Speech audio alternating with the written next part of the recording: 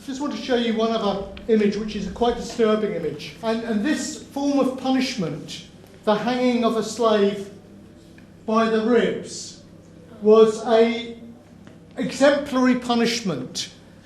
This slave is from the Dutch colony of Suriname and is a Maroon. Now, the Maroons escaped from slavery and set up their own communities. And slave owners just could not afford to have successful Maroon communities. If they had successful Maroon communities in their area, it meant that there would be slaves could escape and run to those communities. So they led expeditions against them. And when they caught the slaves, they would hang them so they died. It took 12 to 16 hours to die like this, as an example to the other slaves. And this illustration shows you that he's not the first one to die like this. And they would often leave the skeleton, the bodies to be picked at by birds of prey and by crows until they were skeletons. But this is an anti-slavery image. And can anyone show me or tell me how you can know this is an anti-slavery image? There's several ways, but there might be. Look at this image and you might. How's it telling you that slavery is wrong? How's it making the point to you sitting here in Britain that you're responsible? Can anyone see any aspect of this picture that does that? Here. The boat.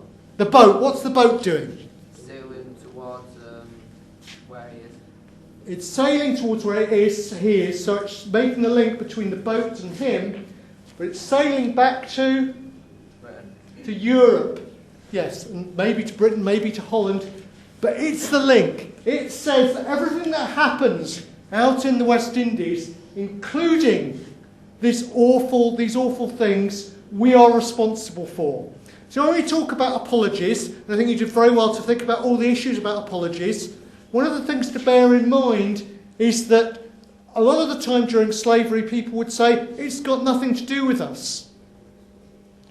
These kind of images were produced to try and persuade Europeans that it did have something to do with them, to subtly persuade them. And the other thing that you might want to look at is the way in which the slave is made to look at you as the spectator. Yes? He's looking straight at you. And that's in a sense in a way to try and make you think about his plight. That, together with the ship, is meant to make you start thinking, maybe when I have that sugar in my tea, we're talking about the 1790s here, when I have that sugar in my tea, I should think about the consequences of having that sugar in my tea and where that sugar came from. Maybe when I run my cotton factory and make my millions, which then I put into railways in the northwest of Britain, maybe I should think about where that money comes from. So that many of these kinds of drawings are reproduced.